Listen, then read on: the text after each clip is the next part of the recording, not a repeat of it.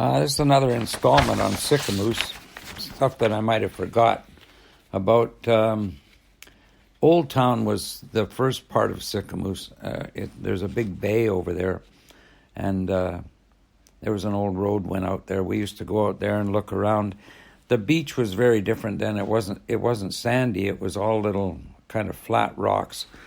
Shuswap Lake has tons of nice skipping rocks, but that used to be an Indian village over in Old Town too, and there used to be steamboats they had steamboats that went up the lake. There was actually gold discovered up Shuswap Lake, and there's a picture of, I think, my Auntie Flo or someone, somewhere there's a picture of her in Old Town when there was actually old shacks and stuff there. There was quite a few people lived there at one time, apparently. When I was a kid, we could see the remnants of the old shacks that had been built there. And there was, before that, it was an Indian village. I never found any arrowheads out there, but I heard of some people finding some kind of artifacts out there. And somebody found a grave out there, an old Indian grave with stuff in it. And Old Town I didn't like swimming out there too good, but I did find an old tobacco can I still have from Crescent Tobacco for 25 cents. It was in a fire that had been burnt there on the beach, up the beach a little bit. Another thing Sicamous had was the old movie theater, and they had tons of nice old posters that I remember upstairs. We knew the guy that ran it. Can't remember his name, but I used to hang around there. We went to Boy Scouts there too. They had Boy Scouts. I never liked that too much. I think I quit that thing. Never liked structured clubs too much, but the old movie theater was neat. Evan Kemp used to come to town. I have a whole story about Evan Kemp and his Western band. They used to come to town, and we saw that movie War of the Worlds there. I remember we were so scared. I think we had little holes cut through the seats that we could peek through. But I remember the big reels the guy had upstairs. He had a lot of old posters, but Evan Kemp used to come to town with his Western show. He was like a Hank Williams, and I might have repeated this, but anyway, it was a big deal back in those days. I ended up playing with Evan Kemp later on in my life down in Vancouver. He'd had a stroke, but then he had a huge pick, so he could still pick. I played the piano with him. Which is kind of a thrill, because when he came to Sicamous, I was only about, 12 years old or something, and he was like a big star, And he had this drummer with him, I remember, this hotshot drummer that did a big drum solo. I remember the poster, and the funny thing is years and years later, actually about 2 years ago, there's a guy named, his name used to be Ted Lewis, and he changed it to Duras Maxwell. He was in a lot of big bands around town. Brahman was one with all the top musicians. He played session. He was a session drummer in Vancouver, real well respected. He played with Heart and different bands like that. I was seeing something on Facebook one day where he said he'd played with Evan Kemp, and I said, "Oh, gee, I wonder if you were the drummer that came to Sicamous when I was only like 12 or 13 years old." And I thought, man, listen to that drummer. I want to be a drummer too. And it ended up, it was him, I said, where did you guys stay then? You couldn't have stayed you must have stayed at the Rainbow Motel. Me and my mom used to clean that motel. We had a job, my mom had a job cleaning the doctor's office and the Rainbow Motel. It was a clunky old dirty place, and Phil Beacott ran it. He had his handmade painted signs, and I remember a couple of times we seen French safes laying on the floor. Mom said, "Don't touch those things." Same at the doctor's office, the clamp for examining women. "Don't touch that thing in the sink." I always wonder, what the heck's that thing anyway? When we first, but Evan Kemp used to put on the big shows at the movie theater and right across from Grandma and Grandpa's house. Forgot to tell you about Grandma and Grandpa. They always gave me socks and stuff for Christmas, crappy things. They didn't like me much, but they used to give, the Finlayson kids always got really good things. But one thing I will say about Grandma, I never been able to perfect her rice pudding like she made it. She used to make this baked rice pudding. I can't remember if it had raisins, but she'd bake it in the oven. It would have like a quarter of an inch of custard on the top. It was so good. I tried to get that perfected, but I never did. She used to make her own pork and beans, which were really great too. They lived across from that old movie theater, which became like a dance hall. That's where we used to go to dances.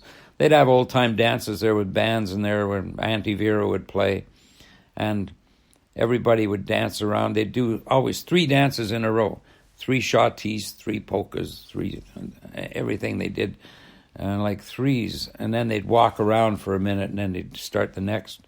And then usually at midnight they would stop, and they had these things they would bring around with coffee cups and sandwiches in them. These tubs like those tubs like we used to have baths in. And then we'd all have coffee, and then they'd have one more little dance or a couple more dances, and then everybody go home. When we first had our new house in Sicamous, when we moved from that McLaren's or whatever it was down where the stump hit the old outhouse and stuff, we didn't have a bathtub even. We used to bath in one of those laundry tubs that you get, those round laundry tubs in the kitchen, fill it up with hot water. And we had an outhouse in both those houses too, cold as heck in the winter. Boy, that was in our bathtub that Dad put in our house was really teeny, very tiny. But anyway, another thing we used to do in Sicamous was lay under the train bridge. We'd climb up under that train bridge, and we could hear the train. We'd put pennies on the track too, but we'd hear the train coming, and it would go right over us, only a few feet above us. The whole bridge would shake, and you could see the ties going up and down and sparks flying off. Good thing they didn't flush the toilet. They weren't supposed to flush in the town because they used to flush toilets all over the place. Another thing I remember is going to the Mara dance. I think they were the Reimer sisters. There was 2 sisters. They were twins or something that sang down there. They sang Silver Bells once, and I thought, oh boy, they're so beautiful. And they sang such good harmony. And I thought they'd be real famous, I guess. But I don't know whatever happened to them. But they got, I remember too, there used to be a place across the channel, way up back. It's a golf course now up there in Sicamous, but it was called Hyde's Farm. What's his name? Wally Hyde owned it. I think that was his name. He was kind of a weird guy. He's never seen his wife, eh? He never let her come out, and they're Scottish people or something. And they had a farm. It was quite a ways out on the other side. You couldn't get across to it very easy. But he never let her come into town. He was I heard he had a place he'd take his buddies out called the Loggers Lounge. I actually went there once in the later years. It was like a old woodshed where the guys would all go in there and drink, you see. Called the Loggers Lounge. And then, what else here? Oh, there used to be Canby dances, part of my music influence. A lot of Finnish people in Sicamous from Finland, and they'd have these old-time dances. Everybody would have their cars parked outside, and they'd drink in their cars. Now, a lot of people drank hard liquor back then and smoked, of course. I remember the old-time bands. They used to get going like crazy in there. And when we got the piano in Sicamous, I sort of learned the stride style like my Auntie Vera did. Donna was good on the piano too, my sister, and I would play the stride style, but then there was a kid in town, he was named Reed Smith. He ended up being the house musician in the Jones Boys at out at Harrison Hot Springs for 20-something years. But he taught me bump, bump, bump, bump, bump, bump, bump, bump, bump on the piano. And that's what really got me going. There was another thing in Sicamous. There was a guy named Frank Babakayev. He had a 64 Mustang and a Fender Stratocaster guitar, and he used to play with I think they were called the High Fives, And also the Shadrachs from Kelowna, he would fill in with them, and he would play all over the Okanagan, and he influenced me a lot.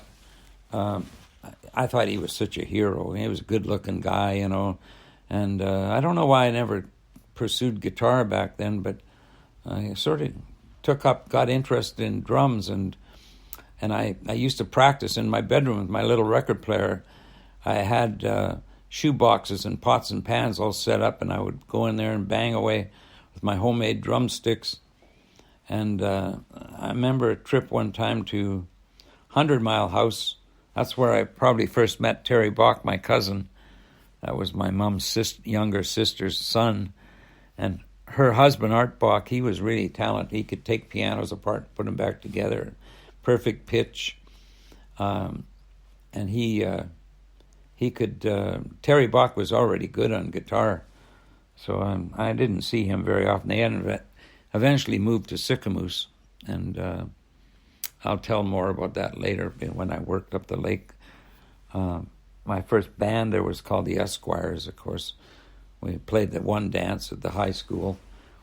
But my first set of drums that I got, they came in, my parents finally, I think I bothered them so bad, I feel bad about that. They brought the drums in from, bought them I used to look in every catalog that came at all these shiny drums and think, and the cymbals sounded so neat. And then finally they ordered me a set. They came up at Christmas, and there's a picture of me playing them in our living room with Terry Bach and Art Bach, his dad, and that was pretty neat. And so, I remember that. Another thing, what else here?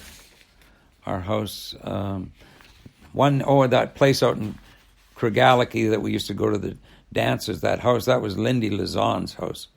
And another name comes up as Judy Reimer. I can't remember. I remember the one girl, though, that I was the little fat one that we used to go on these bus trips and stuff. I remember trying to get my hand on her breast one time. Gee. And I sort of took my time sneaking it up. I got up there and she says, "Get your hand out of there." He yells it loud in this bus full of people. God. Anyway, let's see now. What's another thing? My first job was up the Big Bend, Revelstoke. I got a job up there. That was my second job, actually. The first was on the cement mixer, Sicamous, that I told you about before. The second job, I got a job when I was 17, slashing bush up the Big Bend Highway out of Revelstoke. They were going to build the Mica Creek Dam. 52 miles up in the bush. I was so scared going up there. Didn't know anybody. Got out in the middle of the night in this camp, and there was nobody around. And then I had to go out and start slashing bush. And I remember I hated it up there, but the mosquitoes, and everything. And there used to be these big, we'd be slashing bush we have to wear, like netting over us because we'd get eaten alive up there. And there was, remember the hillbillies lived up there. All these big cedars they'd cut, laying all over the place. They used to make shakes out of them.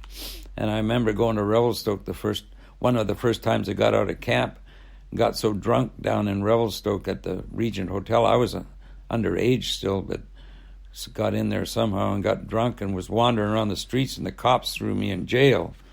And I begged them to get out, and finally they phoned my dad, and he came and picked me up. Gee, what a horrible thing. That was my first time in jail ever. What else do I tell you about? I remember going to the drive-in once in Vernon, I think, when I was a kid. And I had a pee, and I went into the bathroom. There was all these tough guys, big lineup, and I got in the lineup. When I got up there, there's no way I could pee. I was so nervous. I stood there for a minute, and the guys were going, "Hey, come on, hurry up, eh?" Oh, Jesus. Ever since then, I always hated going in those bathrooms like that. And one time on a bus, I think I had to pee at Kamloops, and all the way home I had to pee so bad, and I didn't want to ask that bus driver to stop be so embarrassed. And I was in such pain when I got home. I was bent over. I could hardly walk, and I got off that bus, went running into the bush, the closest bush I could find, and went pee. And another guy, the guy that I went to Vancouver with in that 50 Ford I told you about in my other part of the story was Jim Woods. Another friend of mine in Sicamous, Sam Little, I think he hung himself or something. I was surprised because he didn't seem like a depressed guy. I remember my mom, there was somebody else in Sicamous shot themselves in the head behind the railroad tracks once too. I remember that. Let me see. Oh yeah, I got my first set of drums there from the train. That's where I got my first band. I think I told you about that with Reed Smith and Dennis Servio. We played that dance. And of course, Uncle Bert, they finally moved to Sicamous, so there's a story about Uncle Bert I'm going to tell you on a different recording. So that's enough for now.